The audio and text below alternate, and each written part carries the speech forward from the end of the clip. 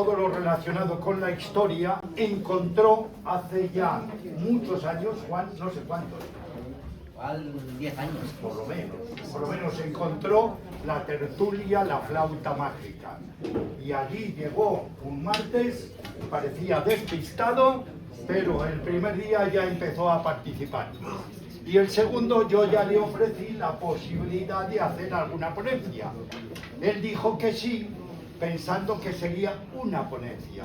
Él no sabía que yo le engañaba y le decía una ponencia cada cierto tiempo, es decir, como máximo cada mes. Y así Juan se ofreció y es uno de nuestros asiduos ponentes. Tiene un secreto guardado que yo voy simplemente a comentaros en lo poquito que sé. Y es que está escribiendo un libro. Yo me imagino que no será de ingeniería, será de historia. Pero es que eso no lo está... Eso tiene una duración... Vamos, yo que sé cuánto tiempo lleva, va a ser largo. Pero nos hará la presentación aquí. Y yo creo que hoy nos vas a tocar el tema más antiguo de los que hemos tocado aquí en la... Yo pienso que es el tema más antiguo que hemos tocado. El tema más antiguo que hemos tocado. Vamos a darle un aplauso. ¡Bravo!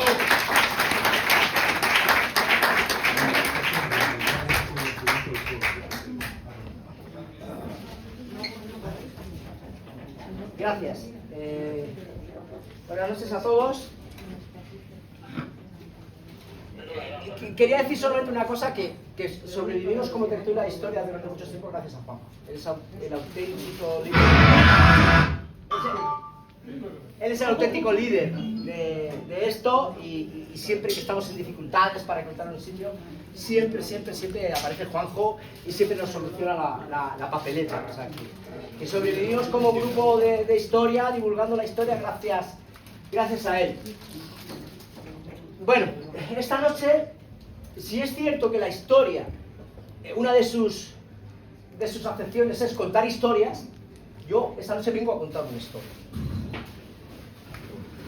¿Cuál es la ventaja? Que es una de las historias más bonitas jamás contadas. Es una historia que tiene muchísimos años de antigüedad, milenios. Es una historia desconocida para la gran mayoría de la gente. Es una historia que estuvo oculta para nosotros hasta el siglo XIX, prácticamente hasta antes de ayer. Es una historia que ya tan tempranamente el anónimo autor, porque no conocemos su autor, se preguntaba, aparte de aspectos importantes de la vida, las cuestiones más fundamentales para el ser humano. ¿Quién soy? ¿Cuál es mi destino en este mundo?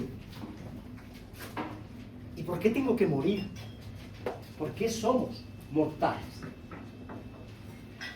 Lo bueno de todo esto es que el anónimo autor lo hace con una calidad literaria brillante para el tiempo que estamos hablando.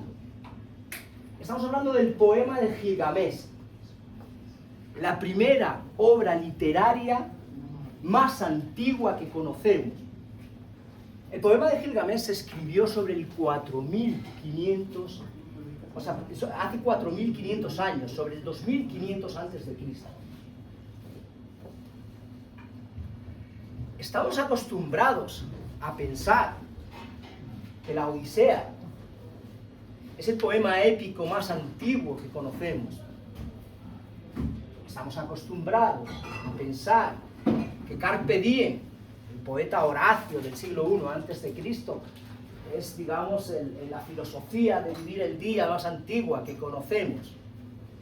Estamos acostumbrados que el primer memento mori, aquel recuerda que vas a morir, de la Edad Media, es del cristianismo del medievo. Bueno, pues no.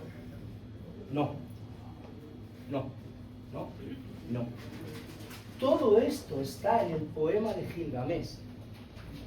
Todo esto se recoge, y muchas cosas más, en un poema que se escribió hace 4500 años. Vamos a empezar por el principio. El poema se escribió en Sumeria.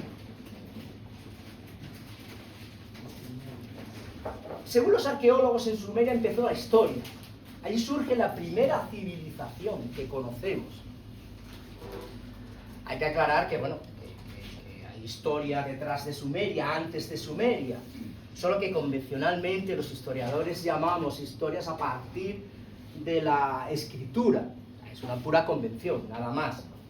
Y todo lo detrás, antes de la invención de la escritura, lo llamamos prehistoria.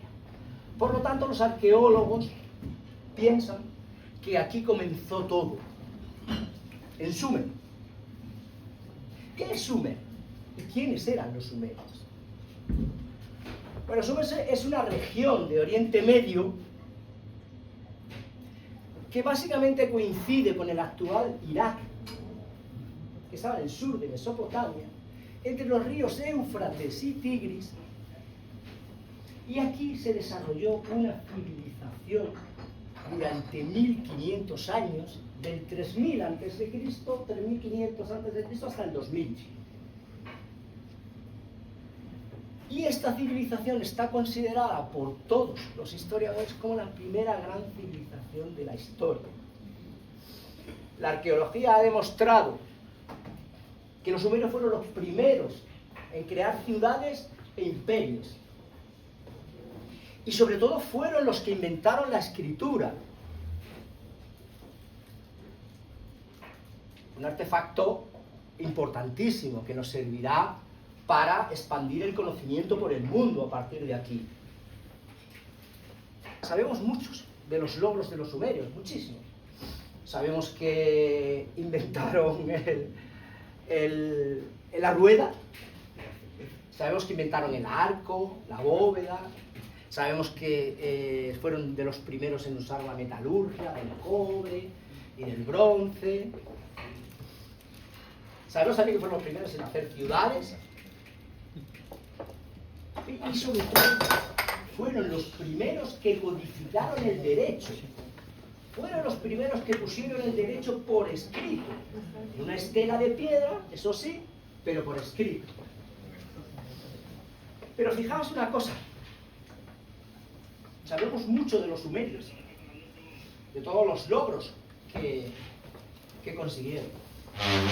Pero hay una cosa que no hemos podido saber todavía. A eso los historiadores le llaman el problema sumerio. El problema sumerio es ni más ni menos que no sabemos quiénes son. No sabemos de dónde venían.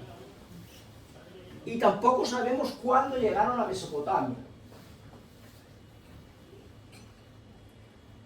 Bien, pues es en este contexto donde se escribe la obra épica más antigua que conocemos. El poema de Gilgamesh. Lo primero que tenemos que preguntarnos es si Gilgamesh es histórico o no. En el poema lo dan como rey de Uruk. Deciros que los historiadores no se ponen de acuerdo en esto. Hay especialistas que consideran que absolutamente sí es histórico y hay otros historiadores que consideran que no, que pertenece al mito o pertenece a la leyenda. No hay acuerdo, no hay consenso. Si me preguntáis a mí, yo pienso que sí es histórico. Pienso que sí es histórico porque Gilgamesh aparece en documentos.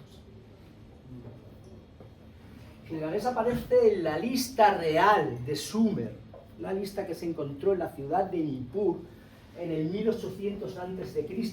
y que pone por escrito en una piedra, en un prisma de piedra. Hay bastantes tablillas con la lista real de Sumer. Ese es el prisma de Wellblunden, ¿no? El que os he traído aquí.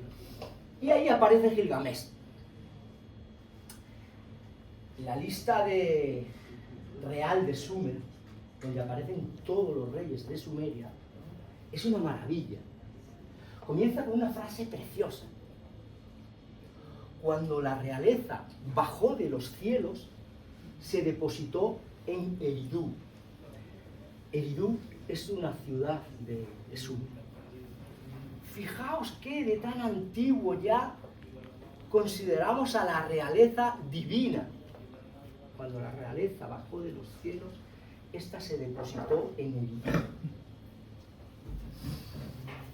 ¿Problemas que tiene la lista real sumeria? Pues que a los reyes antediluvianos, antes del diluvio, les da cronologías muy altas, no creíbles, muy similar a lo que hace la Biblia. Pero cuando terminan los reyes antediluvianos, escriben otra frase. Y dicen, el diluvio lo igualó todo. Y a partir de ahí, curiosamente, empiezan a dar cronologías más o menos creíbles a los reyes. Todavía un poquito altas al principio, ¿vale? Pero ya van bajando de años. Curioso, después del diluvio. Después de Eridu, la supremacía pasa a la ciudad de Kish. Y la primera dinastía de los reyes de Kish ya tiene reyes históricos, reyes que podemos documentar en tablillas. Después de Kish, la realeza pasa a Uruk. Y en la lista de reyes de Uruk aparece Gilgamesh con el número 6, que reinó en el 2700 a.C. Le da 120 años de vida, un poquito alto y no muy creíble, ¿vale? Un poquito alto. Bien, hay una inscripción de un rey de Uruk que se llama Unam, que reinó en el 1700 a.C., que también escribe sobre Gilgamesh y también le da como autor de las murallas de Uruk, de su ciudad. ¿Vale? ¿Cómo llegó el poema hasta nosotros? ¿Vale? ¿Cómo que lo conocimos tan tarde? Prácticamente antes de ayer, en el siglo XIX. En 1859, un señor llamado Henry Layard, un inglés, excavó la ciudad de Nínive. Nínive era una de las capitales del imperio asirio, pero son otras capitales. Nínive fue una de ellas. Y excavando el palacio de Senaquerib, uno de los reyes asirios, Henry Layard encontró un auténtico tesoro. Encontró una biblioteca, 20.000 tablillas de arcilla, escritas en escritura cuneiforme, la primera escritura que conocemos de la humanidad. 20.000 tablillas, un auténtico tesoro. Dentro de esas 20.000 tablillas había 12 que hablaban del poema de Gilgamesh.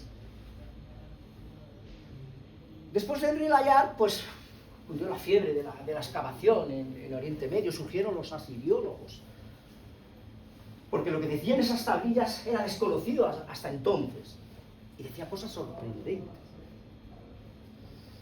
Y se descubrieron más tablillas del poema de Gilgamesh. De modo que, para haceros una idea fácil y sencilla, tenemos tablillas del poema de Gilgamesh del 2500 a.C., pocas, 5 o 6, que hablan de Gilgamesh, pero no hablan de Gilgamesh como una historia, digamos una historia con principio, argumento y final, sino de hazañas de Gilgamesh individuales. Pues en una mata un león, en otra se enfrenta a un monstruo, cosas así. Y sabemos que en el 1300 a.C., un señor, un sacerdote de un templo, que tiene un nombre facilito, se llamaba Sinleqi-Unini.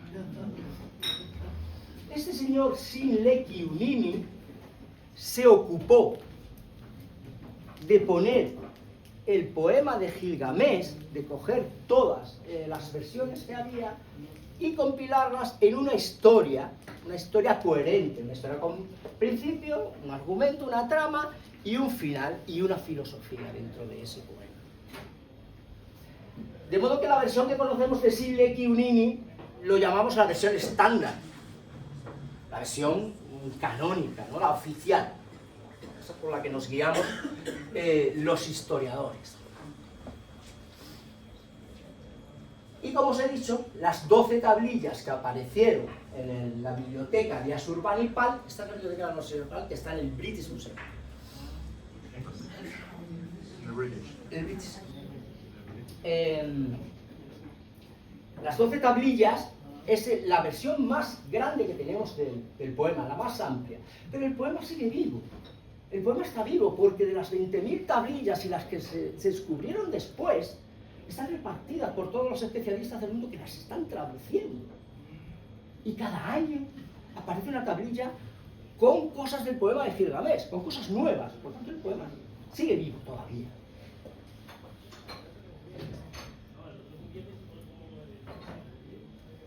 ¿Quién era Gilgamesh? Después de esta introducción, nos vamos a introducir directamente en el poema. A partir de ahora, solo vamos a hablar del poema. El poema pone a Gilgamesh como rey de la ciudad de Uruk, una de las ciudades más importantes de Sumeria. Una ciudad amurallada, una ciudad que se encontraba en la parte oriental del Éufrates, muy cerquita de Ur. Todos sabéis que Ur es la patria de Abraham, el profeta de las 3 religiones monoteístas, del Islam, de los judíos y de los cristianos. Abraham era de Ur. Bueno, pues Uruk estaba un poquito en el otro lado del río, del Éufrates. Uruk era una ciudad amurallada, pero muy importante, insiste el poema, que las murallas eran de ladrillo. ¿Por qué insiste que eran de ladrillo? Porque en esa época se construía en adobe. El ladrillo probablemente ya era un material noble. Entonces el poema insiste, las murallas de Uruk eran bellas, eran poderosas, eran fuertes y estaban hechas de ladrillo. Gilgamesh, que era el rey de Uruk, era hijo de otro rey, que se llamaba Lugalbanda. Y su madre se llamaba Nisuna. Y su madre era una diosa. Y su madre tenía la capacidad de interpretar los sueños. Era una diosa más o menos de nivel medio. No era de las grandes diosas mesopotámicas. Pero tenía la capacidad de interpretar los sueños. Por lo tanto, tenemos aquí una vez que tiene 3 partes: divino y una parte humana. Muy importante. Una parte humana. El poema pinta a Gilgamesh como rey de Uruk. Pinta como alto, fuerte, bello, poderoso. No tiene igual. Vence en todos los lances. Pero también lo pinta como un tirano. Tiene a su pueblo subyugado. Ejerce sobre él la más grande de las tiranías. Es un mal rey. Hace uso de ius primae noctis, el derecho de pernada. Fijaos qué tan antiguo es. Él tiene que yacer con todas las jóvenes antes de la boda, el día de antes de la boda. El pueblo está cansado, está harto de la tiranía de Gilgamesh. Y como está cansado y está harto, el pueblo acude a los dioses, suplica a los dioses: por favor, ayudadnos con este rey tan tirano. Y los dioses atienden la súplica. El dios Ain, que es el dios del cielo, reúne en consejo a todos los dioses para atender las súplicas de los ciudadanos de Uruk, porque tienen un rey tirano. Y en ese consejo le dicen a la diosa Ururu: oye, tú que creaste a Gilgamesh, ¿por qué no creas un ser que tenga la misma potencia, la misma fuerza, que sea tan poderoso que se pueda enfrentar a él? Y Ururu coge un poco de barro y lo tira a la estepa y crea a Enkidu.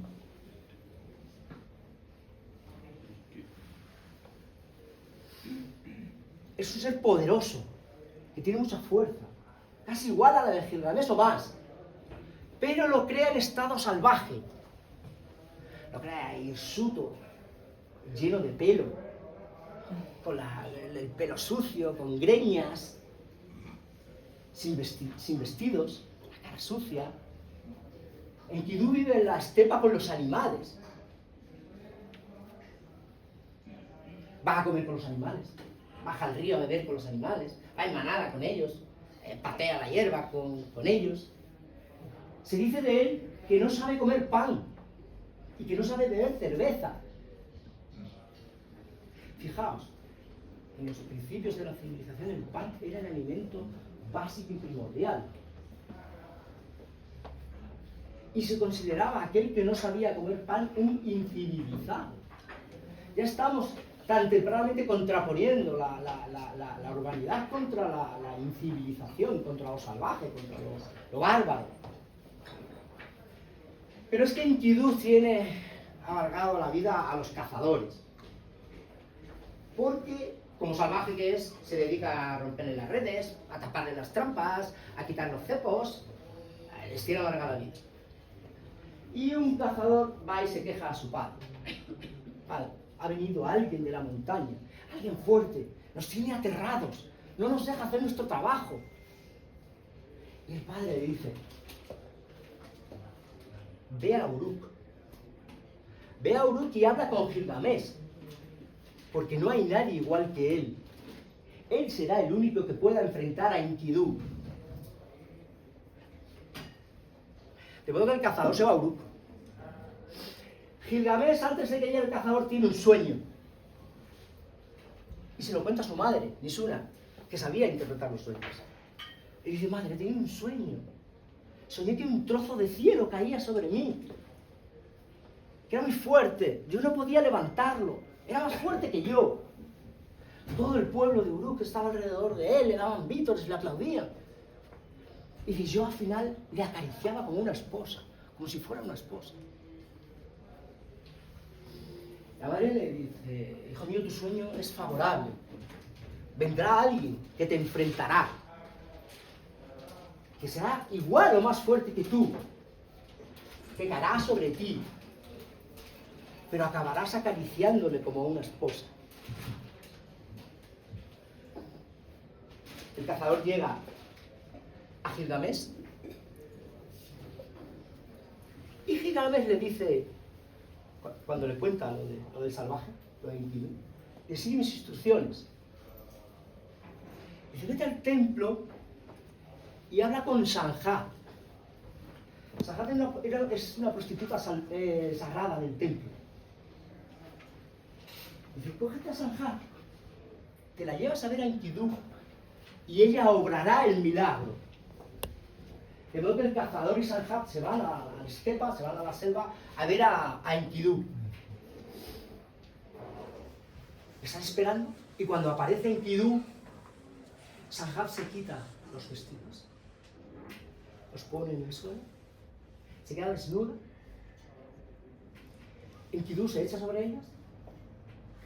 Y el poema dice que hacen el amor durante 6 días y 7 noches. Bien. Seguidos. Enkidu tiene una erección de 6 días y 7 noches. Pero ¿qué ocurre durante esos 6 días y 7 noches? Durante ese tiempo, Enkidu va cambiando. Sanjá le va convirtiendo en un ser civilizado. Se le cae el pelo, se le cae su raída cabellera, le surge una preciosa cabellera. La piel se le vuelve fina y brillante y fuerte. Y Sanjá le dice, mírate, Enkidu, pareces un dios, eres bello.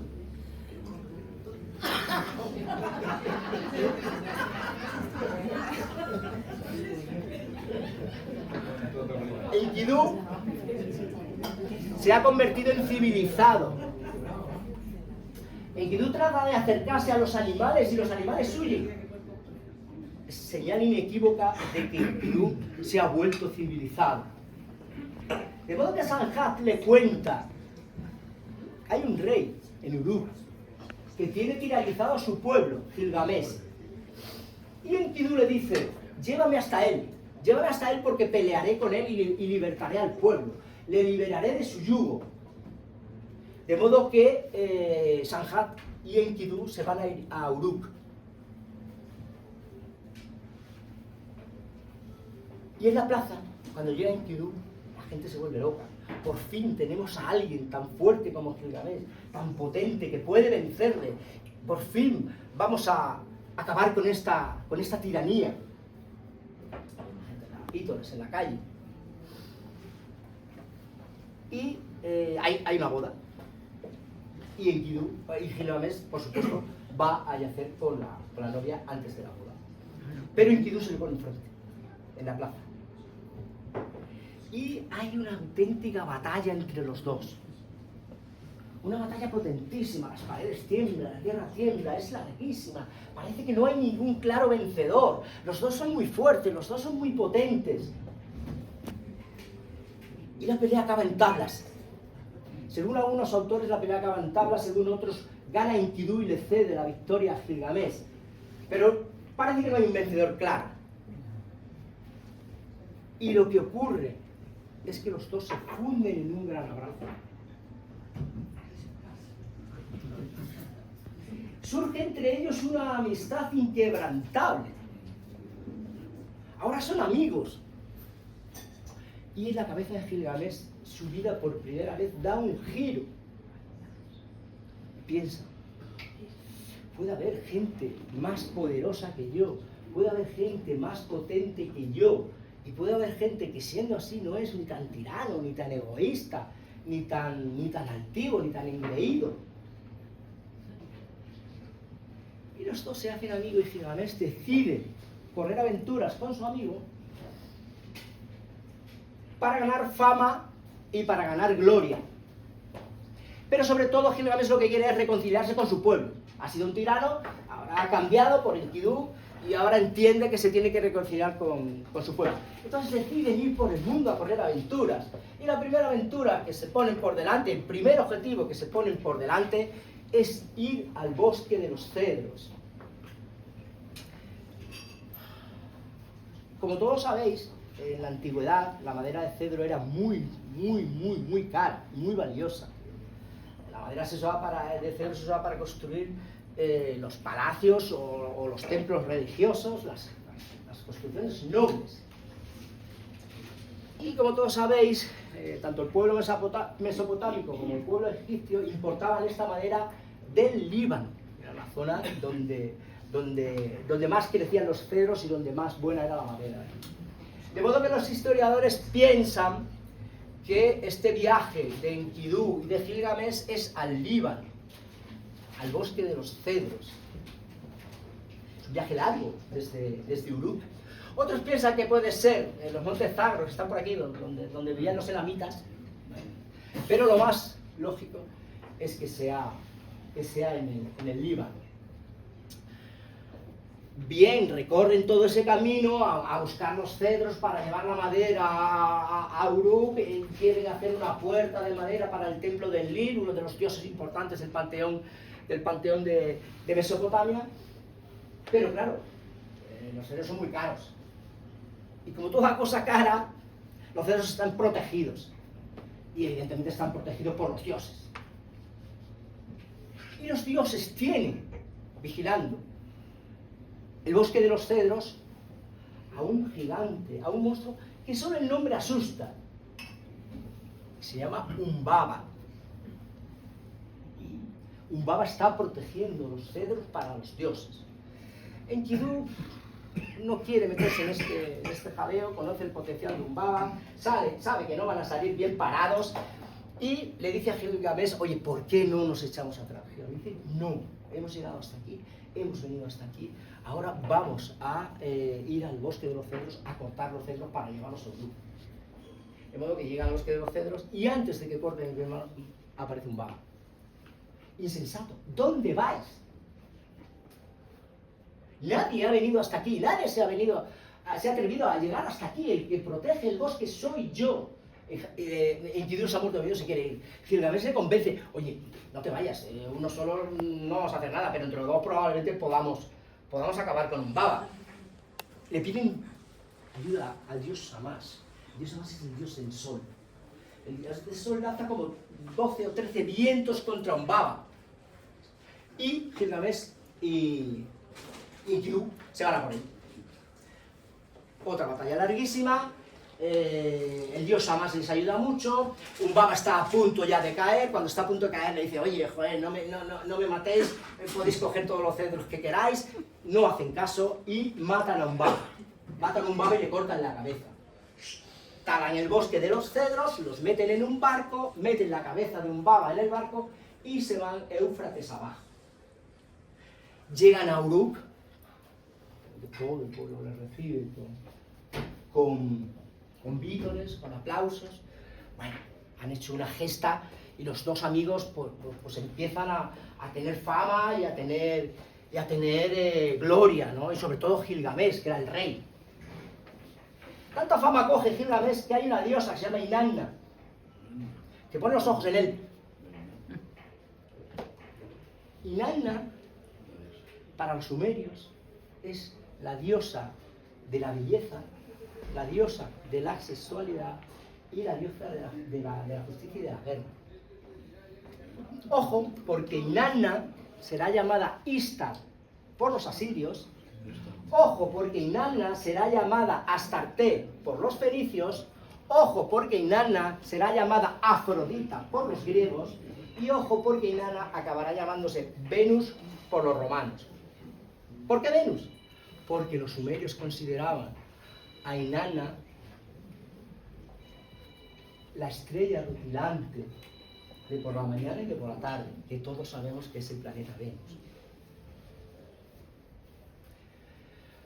De modo que Inanna le ha puesto los ojos a Gilgamesh y le pide matrimonio. Entonces, bueno, todo el pueblo súper contento. Se va a casar nuestro rey con la diosa Inanna, que es la patrona de Uruk. Vamos a casar al rey con una diosa. Y cuando todo el mundo ya está esperando la fiesta, no sé qué, Gilgamesh dice: no,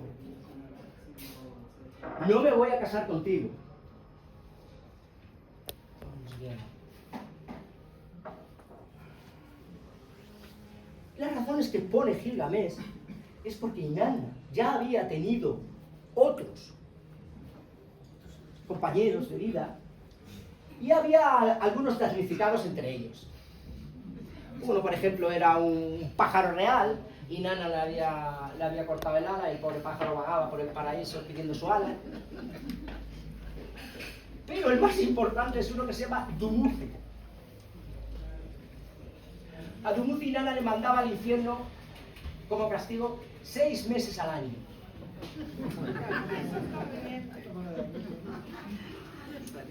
Ojo, porque en el mito de Inanna y Dumuzi vais a encontrar 2000 años después el mito de Adonis, ¿vale? Y Afrodita, exactamente el mismo, ¿vale? Es un mito que no vamos a traer ahora, pero sirve para explicar las estaciones, ¿vale? Cuando en la agricultura, cuando tiene que sembrar, por eso le mandaba 6 meses al infierno. Entonces, claro, Gilgamesh dice: perdóname, pero es que yo no voy a acabar como ellos. Lo siento, no voy a casar contigo. Y claro, Inanna monta en cólera a una diosa encolerizada, es que no hay quien la pare. Inanna monta en cólera y se va a ver a su padre, el rey Anu, el rey de los cielos y las constelaciones. Y dice: padre, Gilgamesh me ha rechazado. Bueno, hija, no será para tanto, tal. Que no será para tanto. Quiero que bajes al toro celeste. El toro celeste es de la constelación de Tauro. Quiero que bajes al toro celeste y que baje a Uruk y que arrase a Uruk y que mate a Gilgamesh y a su amigo Enkidu. Me parece que esto es mucho. Es demasiado, ¿no? Que solo te ha dicho que no. Y Inanna dice: si no me lo concedes, iré al infierno y levantaré con mis manos a todos los muertos. Y los muertos se comerán a los vivos. Y habrá en la tierra más vivos que muertos. Entonces, bueno, el dios Anu dice, ante el primer ataque zombie registrado en la historia, pues accede. Entonces baja al toro celeste, al de la constelación de Tauro, lo baja hasta Uruk. Bueno, el toro llega a Uruk. Anu le advierte primero, porque los dioses también eran benévolos, le advierte primero a Inanna: oye, si bajo al toro, va a haber 7 años de hambre. Por favor, ocúpate de almacenar trigo para la gente de Uruk. No, dice sí, sin problema. Me ocupo. Y cuando el toro llega a Uruk, al primer bramido, el Éufrates se seca. La vegetación se vuelve marchita toda. Al primer resoplido, en la tierra se abre una zanja, caen 200 ciudadanos de Uruk. Segundo resoplido, abre otra zanja, caen otros 200 ciudadanos de Uruk. Al tercer resoplido del toro, ya aparece Gilgamesh y aparece Enkidu. Y le hacen frente al toro. Y entre los dos, acaban con él. Enkidu le coge los cuernos y Gilgamesh, dice el poema, le clava un puñal al toro, eso ya sabían cómo matar un toro, entre las paletillas y la testud. O sea, que ya sabían cómo matar a un toro. De modo que acaban con el toro celeste. Bueno, Inanna monta en cólera, baja de los cielos. Enkidu, que la ve, le quita los cuartos traseros al toro y se los lanza a Inanna. Le da toda la cara. Y dice, vete de aquí, porque probablemente vamos a hacer lo mismo contigo. Inanna se echa para atrás y se marcha. Bueno, en el pueblo esto ya, los chicos ya son los héroes de todo. Bueno, estaban ya, digamos, en el culmen de su gloria y de su fama. No había quien les parara a los dos. Esa noche hay un banquete, celebran en el pueblo de Uruk, Gilgamesh y Enkidu, y se van a dormir. Y esa noche Enkidu tiene un sueño.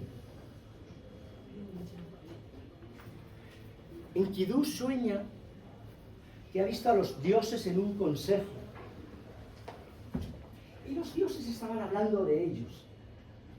Estaban hablando de los hechos de Enkidu y de Gilgamesh. De que habían matado un baba, de que habían cortado el bosque de los cedros, habían matado al toro celeste. Estaban hablando de soberbia, estaban hablando de temeridad, estaban hablando de orgullo. Y Enkidu oye al dios An decirle al dios Enlil, por haber matado al toro, por haber cortado el bosque de los cedros, por haber matado al gigante Umbaba, tienen que morir los dos. Y Enki, que es otro dios, dice, no, Enkidu tiene que morir, Gilgamesh no tiene que morir. De modo que deciden que uno de los dos tiene que morir. Pero como Gilgamesh tiene una parte divina, deciden que sea Enkidu el que muera. Enkidu le cuenta el sueño a Gilgamesh. Oye, mira, he soñado, me ha pasado esto. No te preocupes, amigo. No te preocupes. Iremos a mi madre, te interpretará los sueños, seguro que tu sueño es favorable y no pasará nada. Enkidu dice, me temo que no. Lo que han decidido los dioses ocurrirá. El destino de los seres humanos se cumplirá. De modo que Enkidu a los 2 días cae enfermo. Y pasa 4, 5, 6 días enfermo y va empeorando hasta que muere.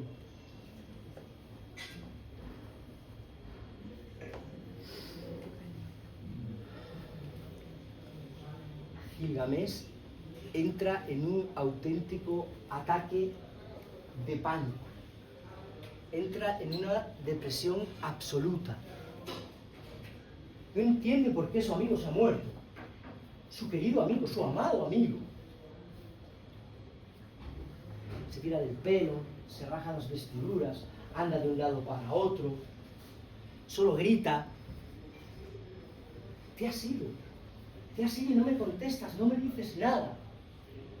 Él piensa que todavía va a despertar y se agarra a él fuertemente durante 6 días y 7 noches. No es que yo me repita, todo lo que sucede aquí son 6 días y 7 noches, ¿vale? Se abraza a Enkidu durante 6 días y 7 noches pensando que va a despertar, hasta que los gusanos le salen por las orejas y por la nariz. Entonces decide darle un funeral, decide darle un gran funeral, habla con los artesanos de Uruk, le hacen una estatua enorme a Enkidu en la ciudad de Uruk, impone el luto, hace que toda la gente llore, pero Enkidu entra en una gran depresión. Enkidu se empieza a preguntar por ¿qué es esto de la muerte? Que yo no la he tenido tan cerca nunca, no sabía lo que era. ¿Por qué? Y Enkidu se da de bruces. Gilgamesh se da de bruces con el destino más certero de la humanidad. Todos algún día tenemos que morir. Seas rey, seas héroe, seas una persona mundana. Pero Gilgamesh no lo entiende. Rasgaré mis vestiduras, me pondré una piel de león y me iré por la estepa. Vagaré por el mundo. Gilgamesh piensa que si a su amigo le ha sucedido esto, a él, tarde o temprano le va a pasar. Y entra en una depresión absoluta, se niega, no quiere morir. Estamos ante el primer memento mori de la historia. Él recuerda que vas a morir. Entonces, Gilgamesh se va a vagar por la estepa. Sucio, harapiento, vestido con una piel de león, descuidado. Y vagando por la estepa se entera de que hay 2 personas que tienen el don de la inmortalidad. 2 personas a las que los dioses le concedieron la inmortalidad. Este señor tiene un nombre fácil, se llama Utnapishtim. Para otros autores, Utnapishtim. Utnapishtim y su esposa, los 2, tienen el don de la inmortalidad. Y Gilgamesh, quiero encontrar a Utnapishtim, esté donde esté. Y recaba información y se entera que Utnapishtim y su esposa, los dioses, le pusieron una especie de paraíso, pero le pusieron una especie de paraíso allá donde acaba el mundo terrenal y empieza el mundo de los dioses. Un sitio donde no se puede llegar. Pero Gilgamesh, yo voy a llegar. Y Gilgamesh decide emprender un viaje largo, enorme, donde tiene que cruzar una estepa, donde tiene que enfrentarse a muchísimos peligros, a muchísimos monstruos, pero él quiere buscar la inmortalidad.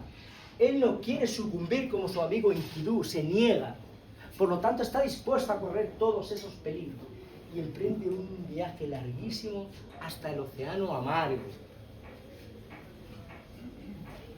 En el mundo babilonio, esta era la concepción que tenían del mundo.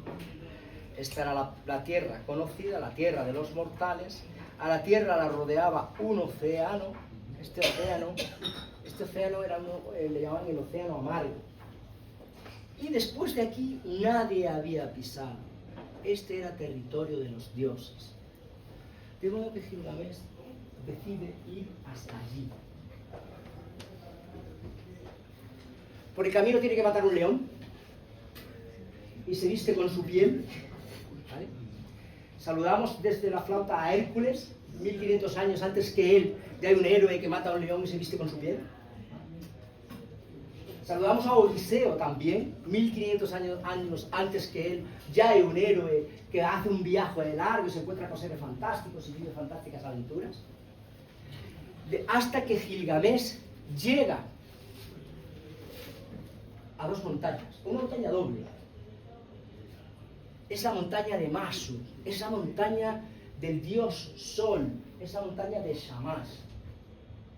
Es la montaña por donde sale el sol cada día. Cuando en la mitología sumeria, Shamash, que era el dios del sol, plantaba un pie aquí y otro pie aquí, y por ahí salía el sol cada día.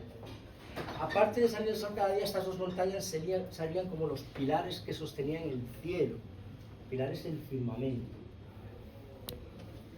Y Gilgamesh llega hasta aquí, con muchas penurias, pero llega. En las montañas había un túnel que había que atravesar, y esas montañas estaban guardadas por un matrimonio, un hombre y una mujer, que eran dos seres fantásticos, mitad hombre, mitad escorpión. ¿Dónde vas, Gilgamesh? Insensato.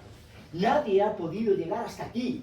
Nadie ha podido cruzar la montaña de Masuk. ¿Dónde vas? Mi amigo ha caído. Yo no quiero ser igual que él. Y busco el secreto de la inmortalidad. Convence a los dos seres, porque una parte divina, le dejan pasar. Gilgamesh atraviesa el túnel, debajo está el infierno.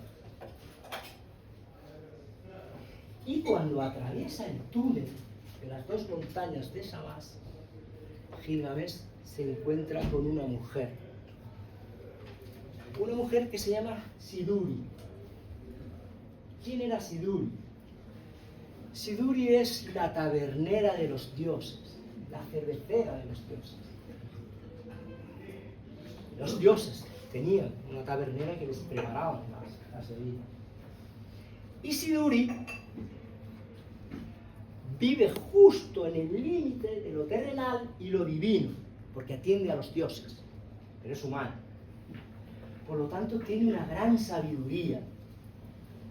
Siduri, cuando ve a Gilgamesh, harapiento, rápidamente le cierra la puerta.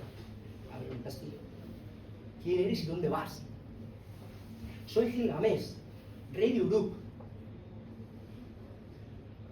Si eres Gilgamesh, ¿por qué tu cara está demacrada? ¿Por qué vistes con esos ropajes? ¿Por qué tu corazón está triste? Yo maté al toro celeste. Mi amigo y yo matamos a un vaga, cortamos el bosque de los cedros, pero mi amigo murió. Y yo voy en busca de la inmortalidad porque no quiero sucumbir como él. Siduri, que tiene mucha sabiduría, le dice unas palabras a Gilgamesh. Quizás son las palabras más famosas del poema.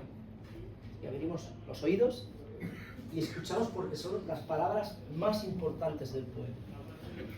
¿Dónde vas, Gilgamesh? El destino que buscas no lo encontrarás jamás. Los dioses, cuando crearon los seres humanos, les dieron a esto la mortalidad y ellos se quedaron con la vida en sus manos.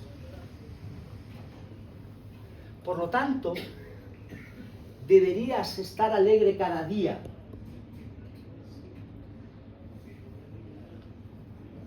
Levanta la cabeza.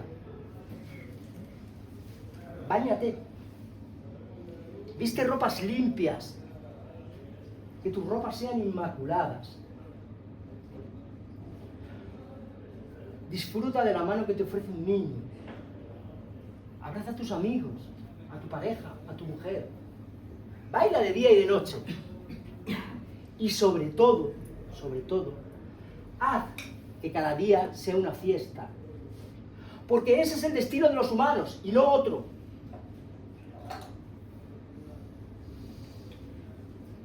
Gilgamesh no se conforma.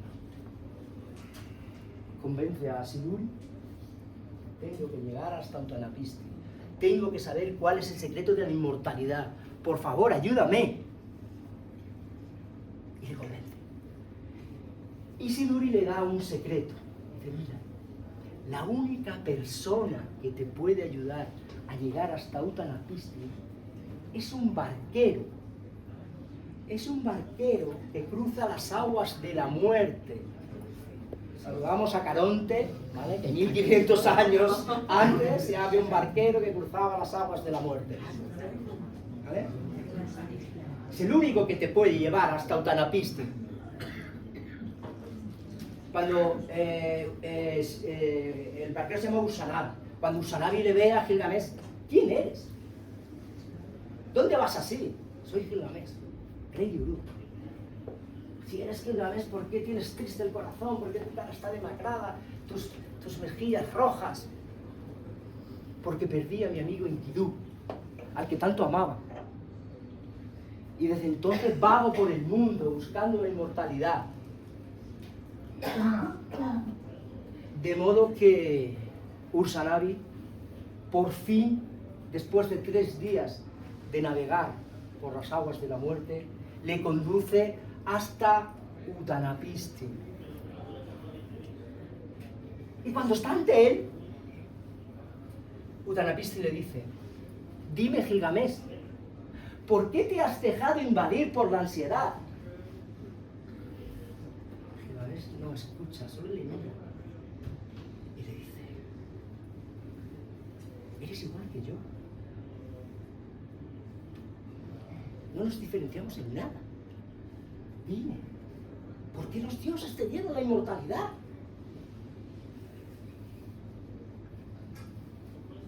Utnapishtim le dice: te voy a revelar un secreto. Solo a ti, a nadie más. Y ocurre en el poema un recurso literario, que es como que cuentas una historia dentro de una historia. No sé si se llama narración enmarcada o algo así. Y Utnapishtim comienza a contarle su historia a Gilgamesh. Esa historia está recogida en la famosa tablilla número 10, que cuando se tradujo en el siglo XIX, todo el mundo se quedó impactado, pero todo el mundo. Utnapishtim le dice: mira, Gilgamesh, yo pertenezco a la primera generación de los seres humanos. En esa época convivíamos con los dioses. Y también éramos inmortales. No moríamos. Pero resulta que los seres humanos empezaron a multiplicar. Y empezaron a ser muy ruidosos. Y los dioses decidieron acabar con ellos. Y decidieron enviar a la tierra un diluvio, una gran inundación, un diluvio universal. Y el dios Enki me pidió a mí que hiciera un gran arca. Me dio las medidas exactas. Que hiciera un gran arca para preservar toda semilla viviente.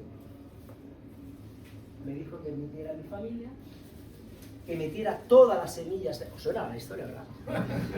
Metiera todas las semillas de la vida y que metiera todos los rebaños de la estepa en él.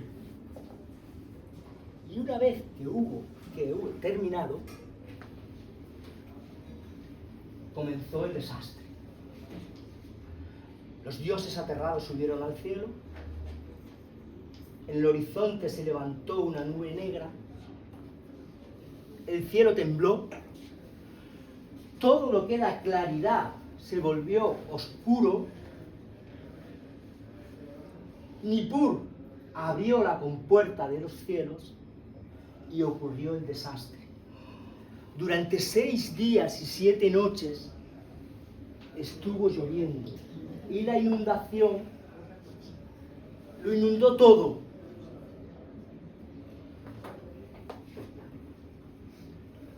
Al 7º día abrí una escotilla y saqué una paloma. La paloma volvió. Saqué una golondrina y la golondrina volvió también. A la 3ª saqué un cuervo y el cuervo no volvió. Síntoma de que había tocado tierra. Por lo tanto, síntoma de que la inundación había bajado. y el diluvio lo aplanó todo. Y a partir de ahí, todos los hombres son mortales.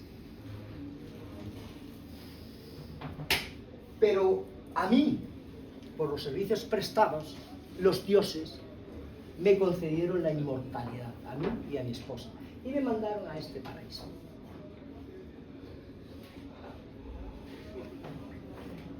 Dime tú, Gilgamesh, ¿cómo vas a encontrar la inmortalidad?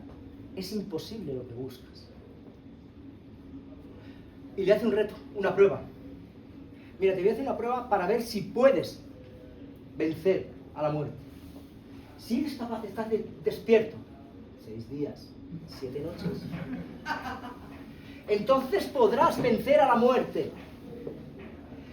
Solo terminar la frase, Gilgamesh, el pobre que llevaba todo el día, se quedó dormido.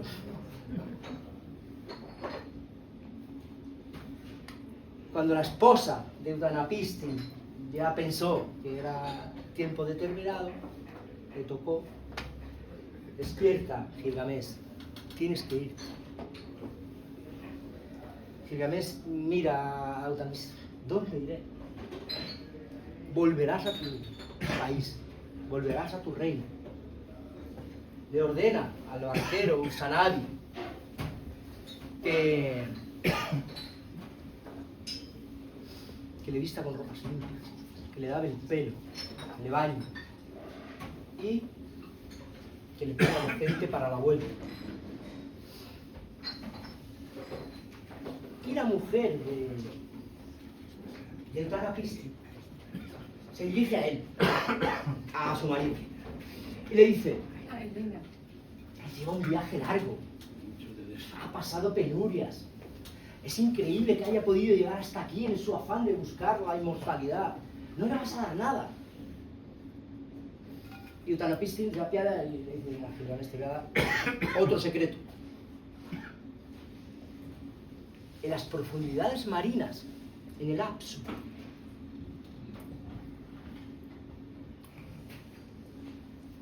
muy al fondo del todo, hay una planta. La reconocerás enseguida porque es una planta que tiene espinas. Te pinchará como una rosa. Si eres capaz de conseguir esa planta, no vas a conseguir la inmortalidad, pero vas a volver a tu juventud.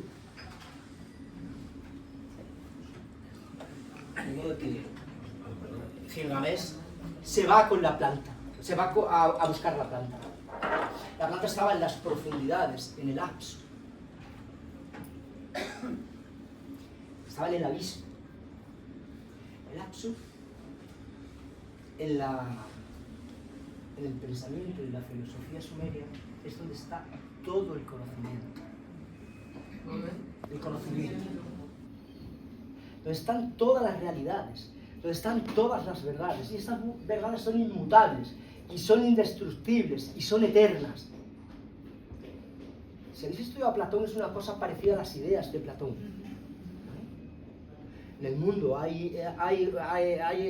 bueno, en el conocimiento sensible, nosotros sabemos que es una mesa, sabemos que es una silla, pero la idea de mesa y de silla eterna está en el mundo inteligible, no en el sensible. Bueno, pues el Apsu ya tan pronto guardaba lo que los sumerios llamaban los me. Y los me eran como las instrucciones eternas de cada cosa, lo espiritual. Y luego en el mundo exterior pues estaba el mundo físico. Bueno, Gilgamesh, como la planta estaba muy abajo, estaba en las profundidades, se ata unas piedras a los pies para que le bajen para abajo, camina por el fondo, está por allí buscando, y al final ve la planta y la encuentra. La coge y se la baja. Y sube. Sube con la planta y decide no tomarla. Dice: bueno, voy a ir a la ciudad, estaba cerca de Uruk, voy a ir a mi ciudad, se la voy a dar a algunos ancianos para que se vuelvan jóvenes, y luego la voy a tomar yo para ser joven también. De modo que ya se encuentra muy cerquita de las murallas de Uruk y toma un descanso. Se queda un poquito dormido Y estando dormido, se lapso. Viene una serpiente y le roba la planta de la juventud. Se la come. Y en ese momento Gilgamesh se despierta y ve cómo la serpiente ha mudado su piel. Ve cómo la serpiente ha dejado su piel vieja y acartonada y cómo tiene una piel suave y brillante y joven. Gilgamesh se echa a llorar. Gilgamesh se echa a llorar porque por fin ha entendido que nunca va a conseguir la inmortalidad. Porque ese es el destino de los humanos.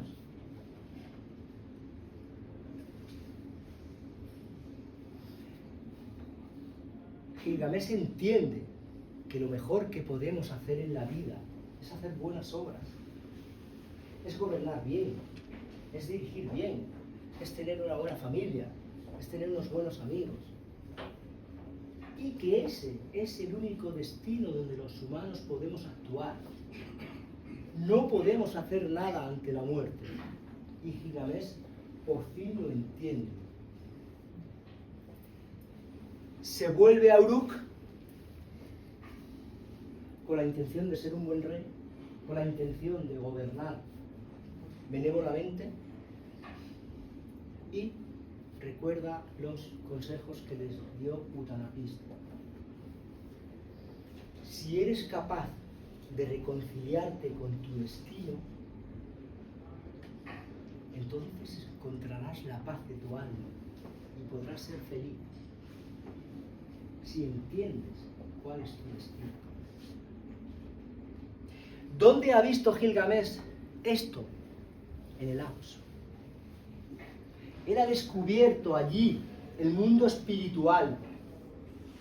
Y él ha descubierto que hay un mundo espiritual que es eterno y es inmutable. Y que hay un mundo físico que no es perdurable y que acaba. Y que si tú entiendes eso, que si tú te reconcilias con tu destino y lo aceptas, podrás encontrar la paz de tu alma y podrás ser feliz. El poema acaba como empieza. Aquel que conoció el abismo, el lapso. Aquel que bajó a las profundidades. Aquel que escrutó los 4 confines de la tierra. Muy importante. Aquel que nos reveló lo oculto, lapso.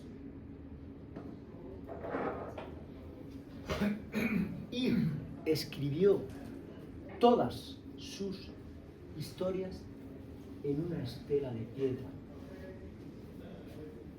De modo que para terminar, no os puedo proponer otra cosa que sigamos los consejos que Siguri le dio a Gilgamesh.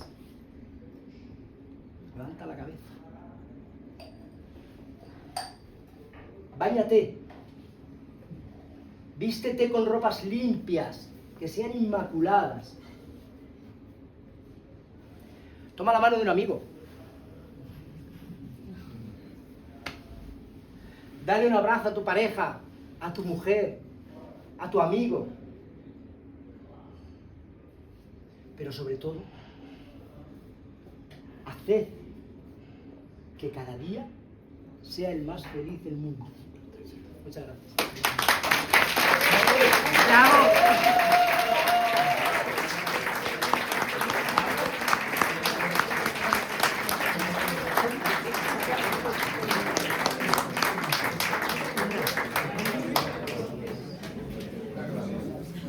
Bueno, pues para llevar un orden vamos levantando la mano a aquel que quiera preguntar.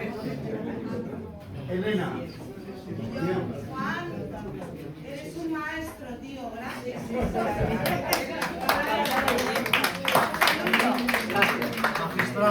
Son muy amables. Varios Varios comentarios. El primero, doy gracias a mi madre porque cuando era pequeña me contaba historias de mitología en lugar de leerme cuentos de la Cenicienta. Hoy el tuyo ha sido la pera limonera. Segundo, le acabas de destrozar la consulta a cualquier psicoanalista, tío, porque así está todo. Tercero, muy a mi pesar, lamento que Gilgamesh y su colega fueran la primera pareja gay de la Es una de las conclusiones. Cuarto, la mujer mágica siempre termina siendo una camarera. ¡Qué bueno!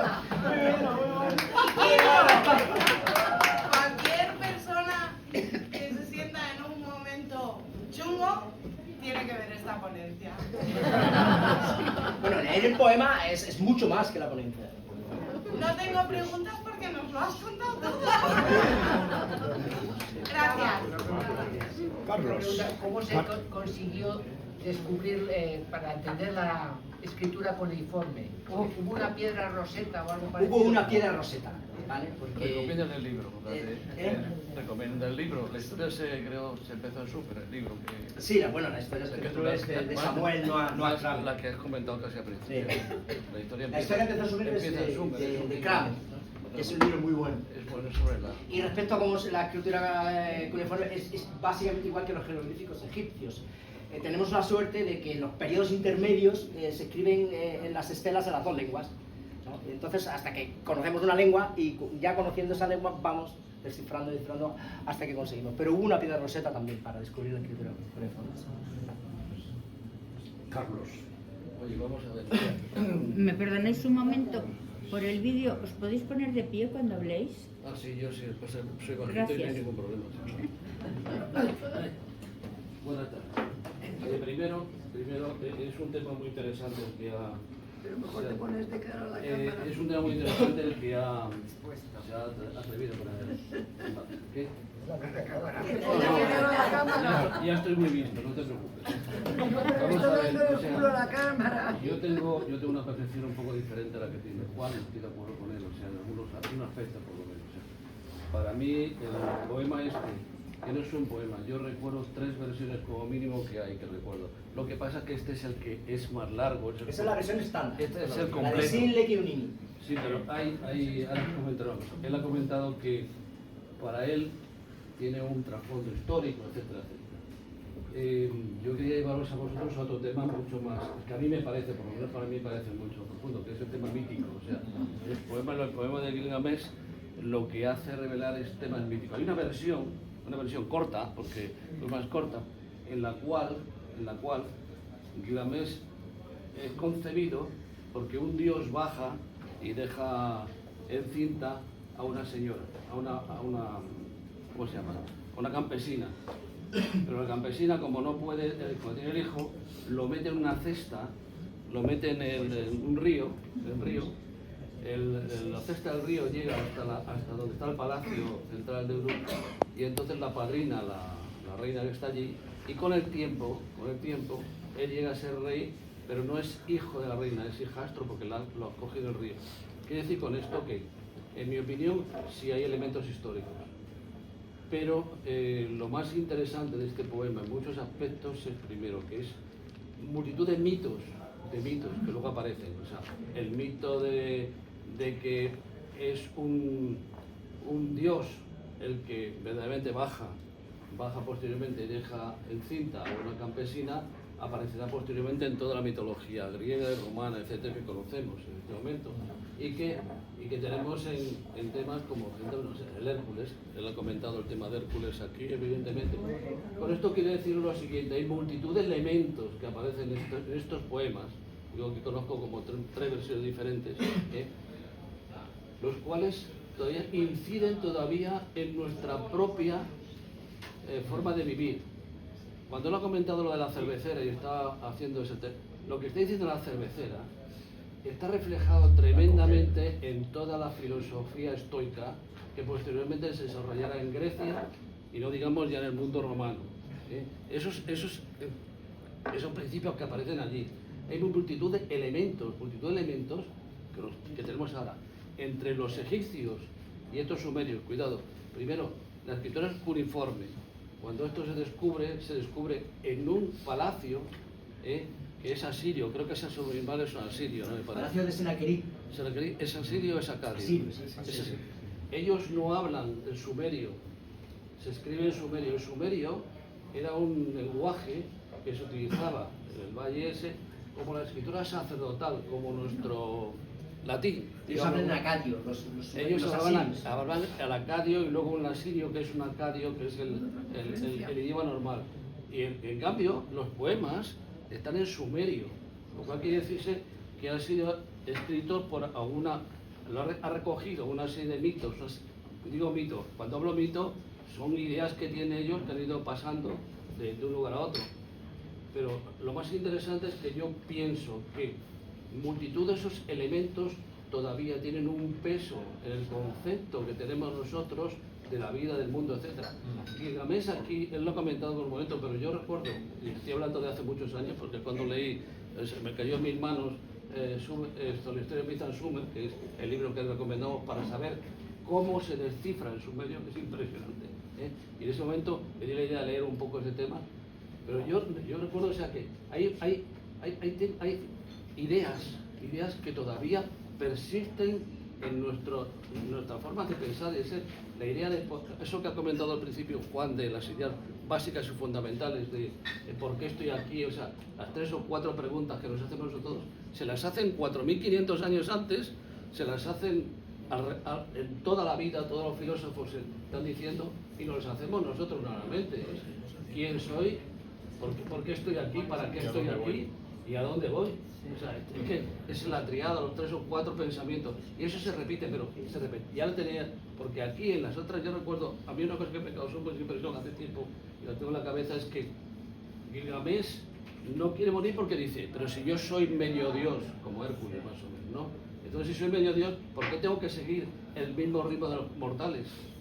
Pero fijaros que hay ideas, mitos, leyendas, como queramos llamarlo, pero que todavía cuando estamos dormidos o cuando hablamos con amigos y tal, siguen persistiendo nuestras otras.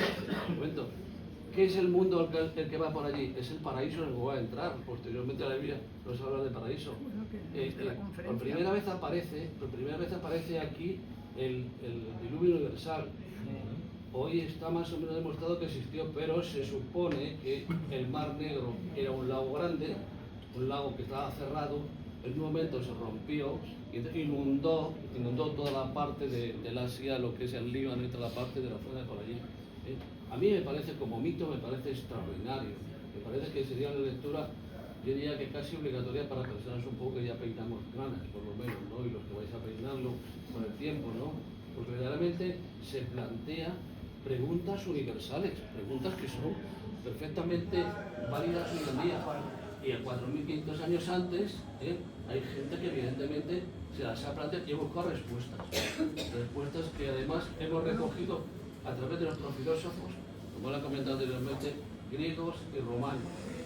Esto es como, no sé si habéis leído algunas cosas sobre mitólogos o gente que trata sobre el tema de mitos. Es que se transmiten, porque verdaderamente la idea, si ya sigue siendo la misma. La idea de alma es una idea egipcia. Hoy en día los historiadores, ahora mismo te dejo porque termino, porque voy a decir los puntos que termine. Deja que pregunte a la gente, digo yo, vamos. No, vale, ya termino. A mí me parece que la idea de que es un mito me parece muy importante y creo que deberíamos de considerarla, tener en consideración. Vamos por orden, Agustín. La gente quiere preguntar.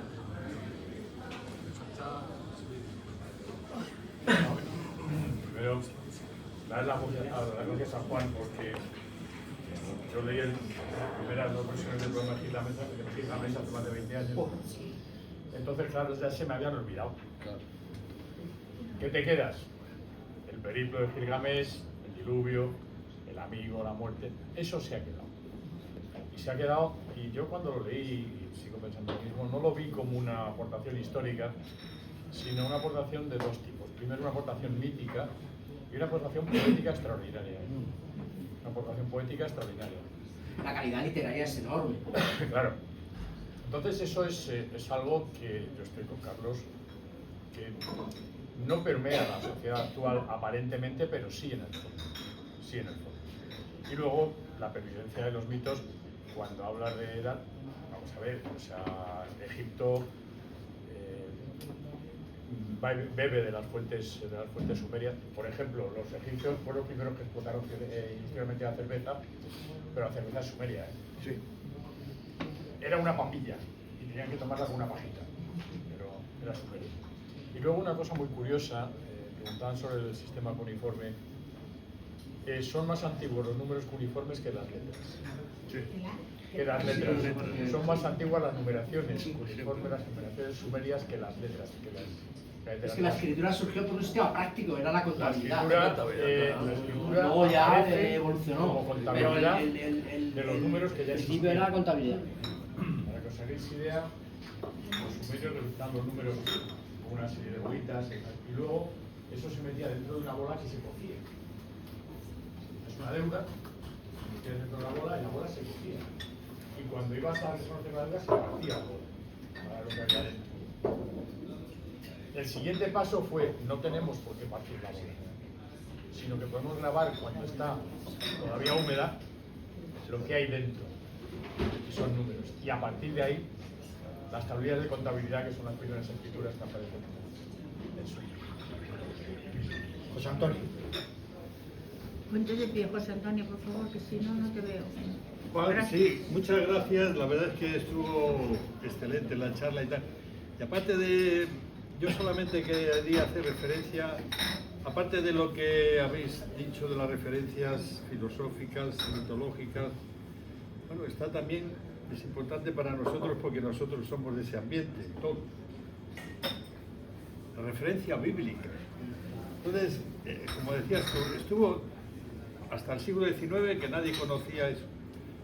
Pero sí que teníamos la referencia de los mitos bíblicos, la creación, el diluvio, etcétera, etcétera. Y por eso, en el siglo XIX, cuando decías tú que aparece esa descripción del diluvio, claro, la gente dice, ahí va.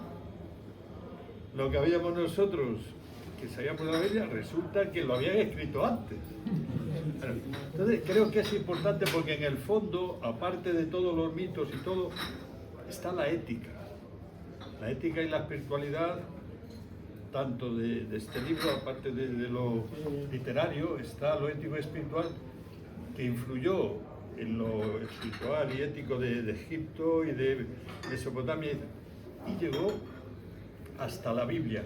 ¿Cómo llegó a la Biblia? A la Biblia llegó cuando el pueblo hebreo fue desterrado a Babilonia, el siglo VI, V, antes de Cristo.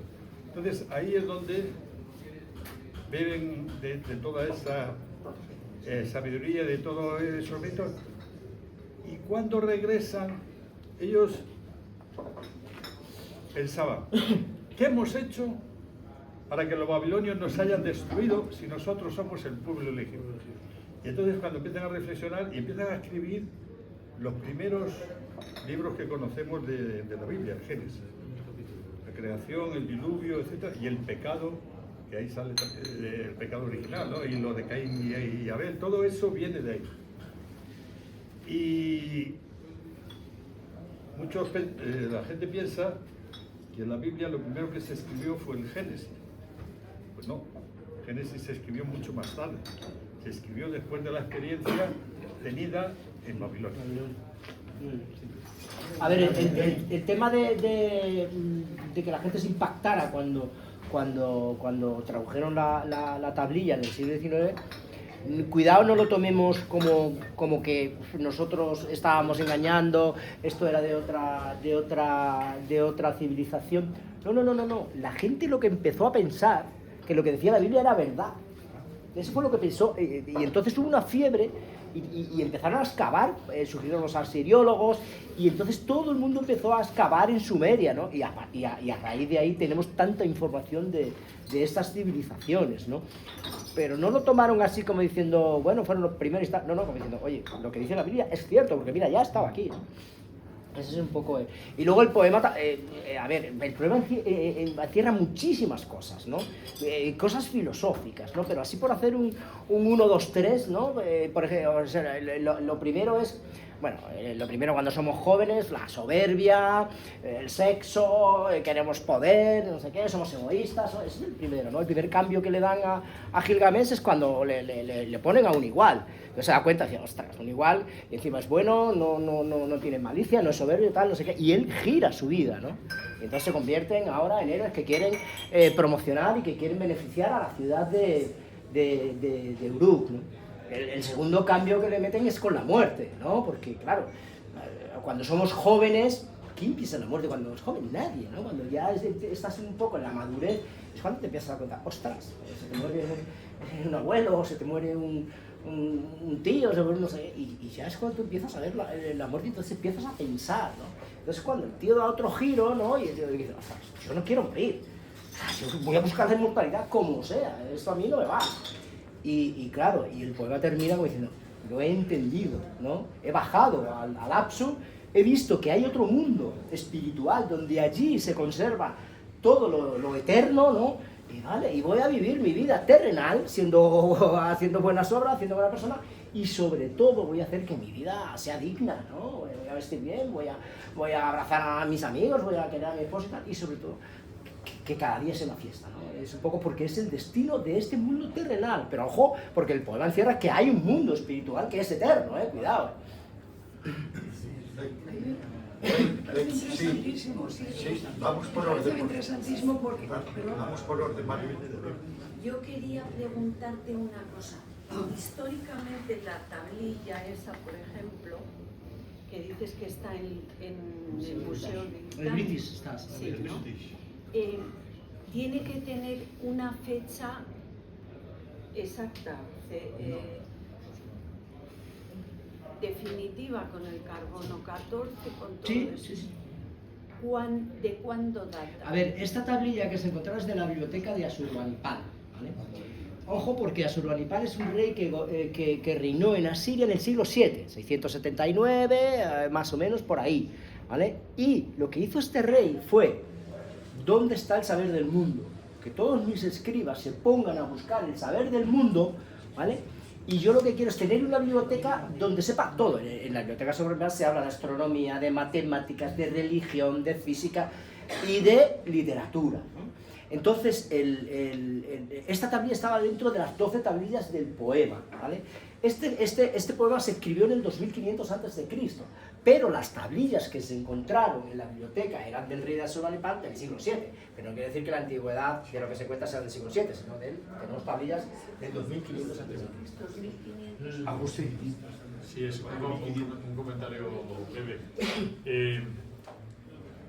Los mitos de la creación, concretamente los que se recogen en la Biblia, están más basados en mitos egipcios que en mitos sumerios.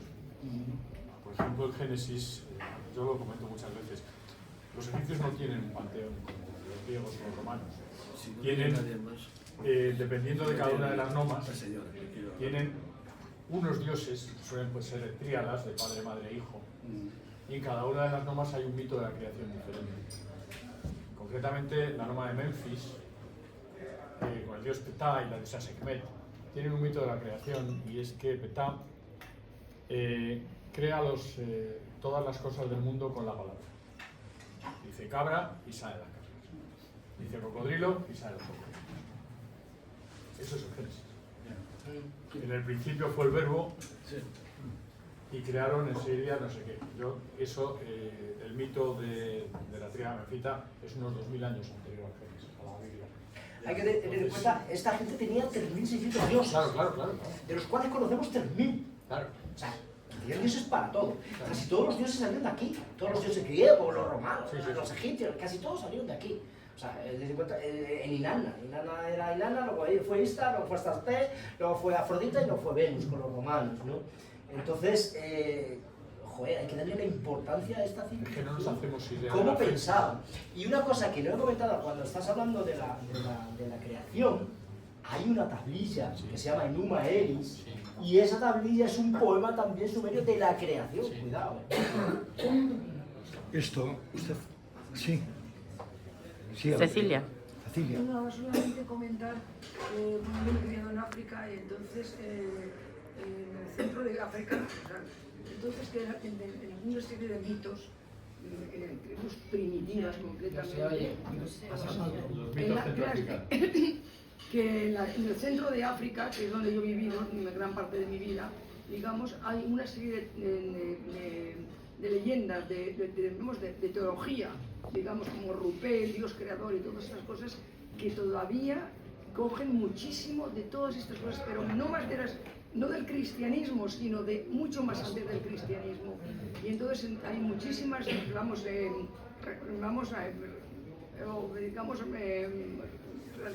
no, es una cosa de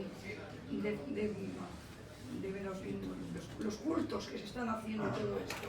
Yo he estado en las cosas con los cultos al Rupé, por ejemplo, y entonces es que estas son tribus primitivas que les ha quedado el pozo antiguo, no el cristiano. Claro, sí, que han conectado directamente con lo antiguo. Han conectado con lo antiguo, no con lo...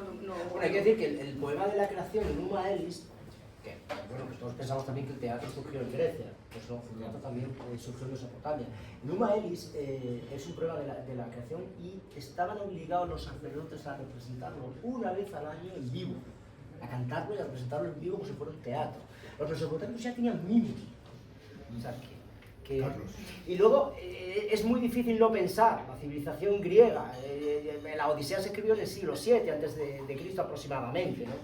Entonces es muy difícil de no creer que esta gente conocía toda la filosofía y todos los conocimientos de esta civilización, lógicamente, ¿no? Y luego lo adaptaron o lo fueron... Ahora según estaba hablando él antes, no sé si alguno de vosotros, he venido a memoria un tema que a mí me parece importante, nada más, a mí, pero no quiere decir que no sea para vosotros. Vamos a ver, en la Ilíada hay una parte que a mí siempre me llamó mucho la atención, que además la película está muy bien descrita. Cuando Aquiles se adelanta al resto de naves para llegar a la playa primero y atacar donde está ¿cómo se llama? No, donde está Apolo, ¿cómo se llama? Bueno, donde está Apolo y los sacerdotes de Apolo, él le dirige, eso aparece un discurso a sus guerreros. Dice, sois los mejores, los venceros y tal. Y le dice, mirad, ahí está la inmortalidad. Ahí está la inmortalidad. Y me ha venido a la memoria, como estaba hablando, de que yo esa frase la había leído anteriormente. Y es que esa frase está dentro de este poema también. Porque la inmortalidad es que hoy hablemos de Aquiles. Es que la inmortalidad es que hoy hablemos de Gilgamesh. Eso es la inmortalidad, por lo menos, es una inmortalidad filosófica. Pero es que es curioso, porque es que me dio la memoria, que en la Ilíada aparece ese concepto filosófico de que la inmortalidad está que en las futuras personas se acuerden de ti por defecto. Y cuando nosotros hablamos esto contra Aquiles, estamos hablando de Aquiles. Aquiles es un guerrero de hace no sé cuántos cientos de años, ¿no? Pero es que también resulta que cuando está discutiendo sobre la inmortalidad, que me ha recordado aquí en el poema, hay un momento determinado que alguien, no me acuerdo quién, pone la misma idea también encima de la mesa, de que dice, oye, la inmortalidad es que tú seas recordado en el tiempo por la gente, etcétera, etcétera, etcétera. Lo cual me lleva a lo que hemos dicho anteriormente, y es que muchas ideas de este tipo parecen mentiras, pero aparecen ya, lo has dicho tú, 4.500 años aproximadamente, ¿no? Aparecen ya, o sea que no digo que todo esté inventado, pero que hay muchas cosas que están inventadas a nivel de pensamiento, que tantos listos ha habido, pero que listos ha habido gente muy lista y que ha pensado mucho como... Gente lista ha habido siempre. a raíz de lo que han comentado sobre África, es interesante cómo pasó los mitos, la cultura, la sabiduría, desde Mesopotamia hasta África y hasta... Ahora, la cosa es, ¿cómo llegó a América? ¿Cómo llegó a América antes de Colón? Porque yo leí el Popol Vuh, que es un libro de Guatemala, y es un libro parecido a esto, a su estilo. En el Popol Vuh se habla de la creación del hombre, lo que pasa que en vez de ser de barro como en estas culturas, y luego en la Biblia, lo hacen de maíz. Pero es, lo vas leyendo y dices, ahí va, ¿y esto? O sea, ¿cómo llegó de alguna manera la televisión? No sé si por estrecho, no tiene por qué llegar, donde fuera. No tiene por qué llegar. Tienes un Dios. Ya, pero es que hay mucha similitud. Llógicamente porque somos seres Nació en humanos. muchos sitios, No, porque la cultura y todo. las tribus que van a Guatemala vienen de Asia. Claro, El pero estrecho de estrecho de Bering. Bering. Pero Ahí no son creemos que tribus esa de zona Guatemala. es Cuando se europeo, empieza el estrecho de ¿no? Bering, todavía no hay ni estructuras tribales ni nada. No, pero bueno, esa cultura la llevan desde Asia. Oye, perdona un momentito nada. Es muy anterior. El Pero hay culturas, Estamos hablando de la época de Antes de todo Sami. esto, a lo mejor los mitos ya No, existen. estamos hablando de antes, pero de 50.000 años antes. Me has empujado tú. Hay pueblos, hay grupos, sido tú. hay grupos humanos Toma. que han vivido en el Pacífico, aislado de todo el mundo, y tienen un mito, una idea de la creación. ¿Eh? Lo digo, yo soy licenciado en antropología y hemos estudiado en el Pacífico, que eran zonas que no habían ido mucho los blancos todavía, con lo cual se mantenían todavía estos mitos que te he dicho. O sea, no es que la idea no es que se trasladaran, sino que los seres humanos que somos trascendentes, ahí está la palabra importante, somos trascendentes y por lo tanto pensamos que existe otra vida determinada y por lo tanto tenemos que crear todo un panteón, toda una serie determinada. Y eso aparece aquí en Europa, aparece en Mesoamérica, aparece, pero no es que se la sería para ello algo habrá, pero es que en el 19 todavía, en el primero del 20 es cuando empezaron a trabajar todavía, que cuando están los blancos, los europeos, los americanos no habían llegado al Pacífico, se encontraban antropólogos que llegaban a unas islas, se encontraban una gente que no había tenido contacto con nadie y tenían un panteón y unas ideas que eran fantásticas, es decir, jolín. O sea, es que los seres humanos somos muy parecidos todos, y al final me dan cuenta que es increíble lo que hay por ahí. Increíble.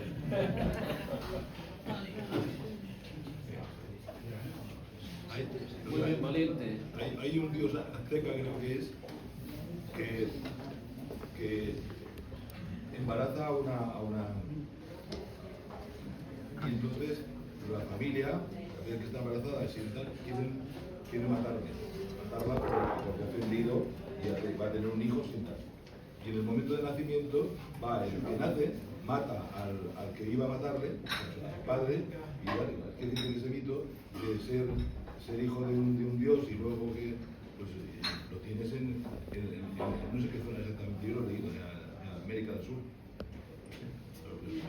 Lo cual es curioso porque como al nacer mata a quien lleva. La historia que ha comentado Carlos de este chico que se pone en el río y luego lo encuentra la princesa, esa historia de Moisés, la historia, esto no está en el poema de esa historia de Sargón de acá.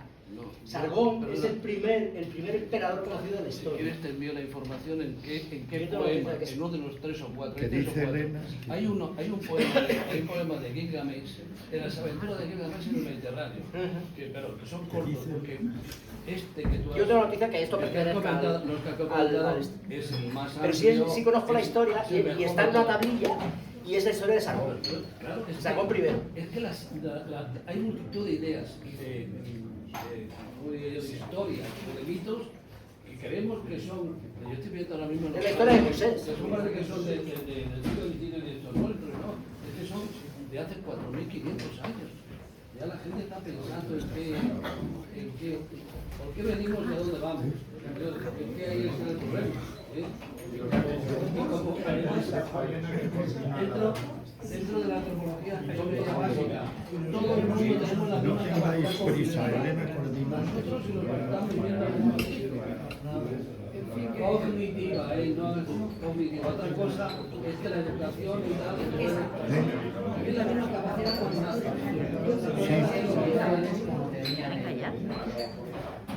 Oye, que no tengáis prisa, Elena coordina ahora la cuestión. Yo creo que Juan... todavía que Elena... Maravilloso. Que no tengáis prisa, se queda Elena ahora que va a coordinar el tema. Malo es. Bueno, Juan, muy bonito, muy bonito.